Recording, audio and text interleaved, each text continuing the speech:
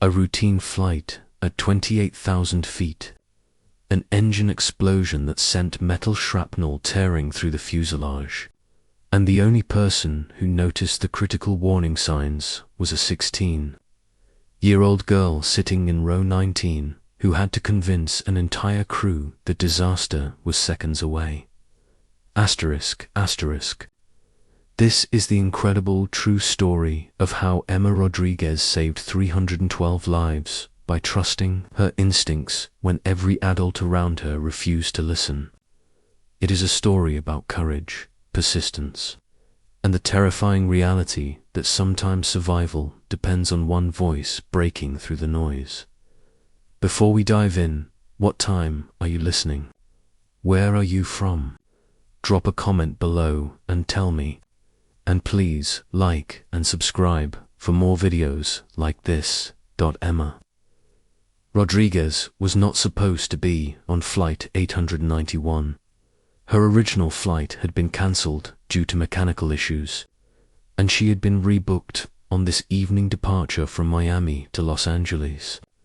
She was traveling alone, heading home after spending 2 weeks with her grandmother, 16 years old, sophomore in high school, carrying a backpack full of summer reading she had barely touched. She settled into her window seat, plugged in her headphones, and watched the ground crew loading luggage below. The plane was packed, every seat filled. Families with young children, business travelers typing on laptops, an elderly couple holding hands across the armrest. Just another flight, just another evening in the sky. Emma had flown dozens of times before. Her parents were divorced, living on opposite coasts, so air travel was just part of her life. She knew the sounds of a plane, the way the engines hummed during taxi, the surge of power during takeoff, the subtle changes in pitch during climb. She had learned to sleep through turbulence, to ignore the dings and announcements, to treat flying like riding a bus. But tonight something felt different. She could not explain it, just a feeling in her gut as the plane pushed back from the gate. The flight attendants went through their safety demonstration. Emma barely watched. She had seen it 100 times. Oxygen masks, flotation devices, emergency exits. The plane taxied to the runway, engines powering up, and then they were racing down the tarmac. The nose lifted. The ground fell away. Miami's lights spread below them like glowing jewelry. Climb angle felt normal. Engine sound was normal. Everything was fine. Emma pulled out her phone to switch it to airplane mode and noticed her hand was shaking. Why was her hand shaking? She looked around the cabin.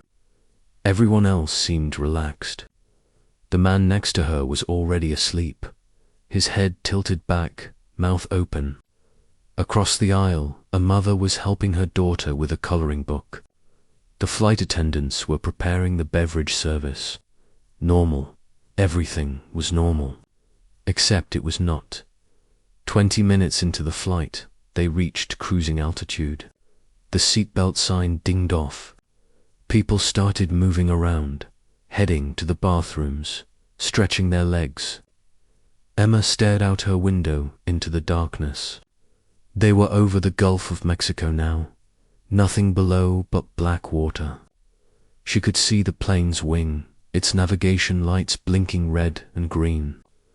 And then she saw something that made her heart stop. A thin stream of liquid was coming from the wing. Not a lot, just a steady trickle, visible in the lights from the cabin windows. It caught the light as it sprayed backward, creating a fine mist. Emma pressed her face against the window. Was that fuel? Was the plane leaking fuel? She looked around frantically. Nobody else was looking out the windows. Nobody else had noticed. She pressed the call button. A flight attendant appeared, smiling professionally. Emma pointed out the window. There is something leaking from the wing. I think it might be fuel. The flight attendant leaned over, looked out for maybe 2 seconds, and straightened up. That is completely normal. It is just condensation from the air conditioning system. Nothing to worry about. Emma's stomach twisted. Are you sure? It looks like a lot of liquid. The flight attendant's smile tightened. I have been flying for 12 years. I promise you, it is normal. Try to relax and enjoy your flight. She walked away. Emma stared back out the window. The leak was still there, still streaming. If it was just condensation, why was it coming from that specific point on the wing? Why was it continuous? She knew about planes. Her father was an aerospace engineer. She had grown up listening to him talk about aircraft systems, redundancies, safety protocols. She had toured factories where planes were built. She knew that modern aircraft did not just randomly leak fluids. Everything had a purpose. Everything was designed. If something was leaking, there was a reason. The leak continued. 5 minutes. 10 minutes. Emma called the flight attendant again. A different one this time. An older woman with grey hair. Excuse me, but there is liquid coming from the wing, and I am really concerned it might be fuel. The woman looked irritated. The other attendant already told you it is condensation. Please stop pressing your call button unless there is a real emergency. Real emergency. The words stung. Emma felt her face burning. She was not some paranoid passenger freaking out over nothing. She knew what she was seeing. But nobody would listen to her, because she was 16, because she was a kid, because adults always assumed they knew better. She pulled out her phone, switched it off airplane mode for just a moment to text her father. The signal was weak, but the message went through. She described what she was seeing, asked if it was normal. Then she switched the phone back to airplane mode and waited. 30 seconds. 1 minute. 2 minutes. Her phone buzzed with his response. Her blood turned to ice as she read his words. That is not normal. That is fuel. If you are seeing a continuous stream, the plane has a major fuel leak. Tell the crew immediately. This is serious. Emma's hands were shaking badly now. She pressed the call button again, held it down, kept pressing it even when the light came on. The first flight attendant returned, her professional smile completely gone. Miss, you need to stop.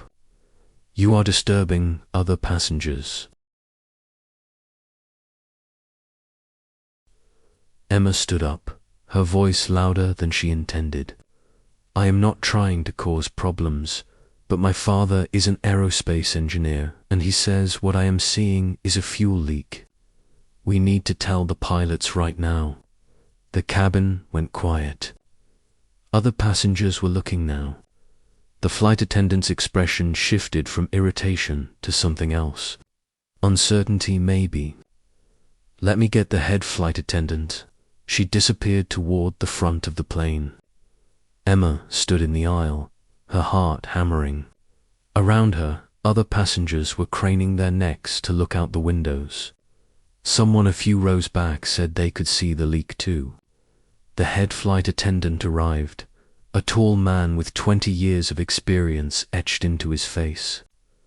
Emma explained everything again, showed him her father's text message, pointed out the window. He looked, really looked this time. His face went pale. Stay here. He rushed to the cockpit, knocked urgently. The door opened. He went inside, closed it behind him. The cabin felt different now. People were whispering. The mood had shifted from relaxed to nervous. Emma sat back down, her whole body trembling. What had she just set in motion? What if she was wrong? What if this was some huge embarrassment and she had caused a panic over nothing? But what if she was right? 2 minutes later, the captain's voice came over the intercom. His tone was calm but serious. "Folks, this is Captain Williams. We have received a report of a possible fuel leak from the left wing. Out of an abundance of caution, we are going to divert to the nearest airport, which is New Orleans. We are about 40 minutes out. Flight attendants, please prepare the cabin for a precautionary landing." The plane banked left, turning back toward land. Emma watched the fuel leak out her window. It was getting worse. The stream was thicker now. How much fuel were they losing? How much time did they have? The flight attendants moved through the cabin with controlled urgency, their training taking over. They collected trash, secured loose items, briefed passengers on emergency procedures. The elderly couple across the aisle were holding hands tighter now. The mother with the coloring book pulled her daughter close. The sleeping man beside Emma woke up, looked around, confused, then saw everyone's faces and understood something was very wrong. Emma could not stop watching the fuel stream. It was mesmerizing in a horrible way. Each drop that sprayed away was fuel they needed to reach the airport. What happened if they ran out? They were over water still. If the engines died, could the plane glide to shore? How far could a 737 glide? Her father had told her once, but she could not remember. The minutes crawled by. Emma checked her watch obsessively. 35 minutes to New Orleans. 30 minutes. 25. The fuel leak showed no signs of stopping. How much had they lost? Hundreds of gallons. Thousands. The captain's voice returned. "Flight attendants, prepare for landing." The plane began its descent. Emma could see lights ahead now. The shoreline, land, civilization. But they were still 15 minutes out, and the leak was worse than ever. What if the fuel ignited? One spark, one tiny ignition source, and the entire wing could explode. They would fall from the sky like a stone. 312 people gone in an instant. The descent continued. 10 minutes out, the landing gear deployed with a heavy thunk, flaps extended. The plane slowed. 5 minutes. Emma could see the airport now, all its lights blazing. Emergency vehicles were lining the runway, their red and blue lights flashing. They were expecting the worst. 3 minutes. The runway was right there. So close. The plane dropped lower, lower. Emma held her breath. 2 minutes. They were 1,000 feet up. 500 feet. The ground was rushing up to meet them. 1 minute. 200 feet. 150. The wheels touched. Smooth, gentle, perfect. They were down. The engines roared in reverse. The plane slowed rapidly. Emma realized she was crying. All around her, people were crying, sobbing with relief. The plane taxied to a remote part of the airport, far from the terminals. Fire trucks surrounded them immediately. Foam crews stood ready. The captain's voice came on one more time. "Ladies and gentlemen, we are safely on the ground. Please remain seated while emergency crews inspect the aircraft. I want to personally thank the young woman in seat 19 who alerted us to the fuel leak. Your quick thinking and persistence quite possibly saved every life on this plane." The entire cabin turned to look at Emma. She wanted to disappear, to sink into her seat and vanish. But then something unexpected happened. The man beside her started clapping. Then the person behind her, Then the whole cabin erupted in applause. People were standing, cheering, some coming over to hug her. The mother with the little girl was crying, thanking her over and over. Emma could not process it. She had just been looking out a window, just trusting her gut, just refusing to be dismissed because of her age. The emergency crews found the problem quickly. A critical fuel line had cracked, leaking jet fuel at an alarming rate. The plane had lost nearly 40% of its fuel. Another 20 minutes and they would have run dry. Another 30 minutes and the engines would have died. The crack had been caused by metal fatigue, a manufacturing defect that had gone undetected for years. It was a ticking time bomb that could have exploded at any moment. One spark, one static discharge, and everyone on that plane would have died. Emma's father met her at the New Orleans airport. He held her so tight she could barely breathe. "You trusted what you knew," he said. "You did not let them dismiss you. You saved all those people because you refused to be quiet." The airline gave Emma free flights for life. The FAA investigated and found 6 other planes with the same defect. All were grounded immediately. Potentially thousands of lives saved because one teenager looked out a window and trusted what she saw. But Emma did not feel like a hero. She felt lucky. Lucky that she happened to be sitting by that window.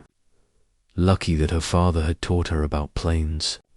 Lucky that she had found the courage to keep pushing. When everyone told her to sit down and be quiet, she went back to school 2 weeks later. Her story had made national news. Everyone wanted to talk to her, interview her, hear how it felt to save 300 lives. But what stuck with Emma was not the praise or the recognition. It was the memory of those flight attendants dismissing her. The way they had looked at her like she was an annoying child making up problems. The way they had told her to sit down and be quiet because adults knew better. How many times did that happen?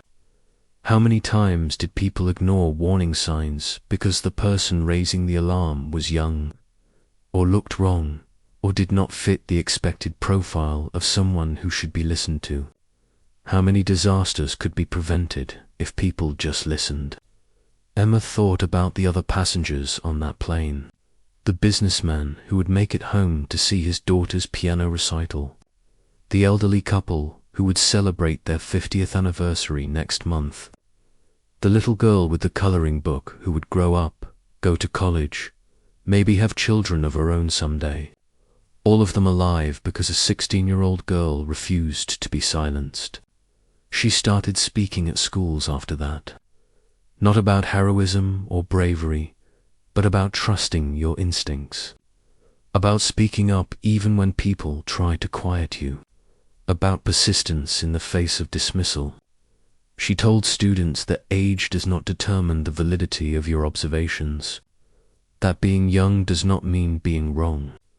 That sometimes the most important voice in the room is the one everyone is trying to ignore. The FAA changed its procedures after Flight 891. Flight attendants now receive additional training on how to properly evaluate passenger concerns. Cockpit crews are required to personally investigate any report of fluid leaks, regardless of who makes the report. Emma's actions did not just save one plane. They changed an entire industry. Years later, Emma did become an aerospace engineer like her father. She specialized in safety systems, in redundancies, in making sure that planes never fell from the sky because of hidden defects. And every single day she went to work, she thought about that night, about the fuel streaming from the wing, about the feeling in her gut that something was wrong, about the fear of being dismissed and the courage to push through it anyway. We live in a world that often tells young people to wait their turn, to defer to experience, to let the adults handle important things. Emma's story proves that wisdom has no age requirement, that observation and critical thinking matter more than years lived, that sometimes the person who saves the day is the one everyone expected to stay quiet. 312 people are alive today because a 16-year-old girl looked out a window and refused to be ignored. How many other disasters are waiting to happen because we are not listening to the right voices?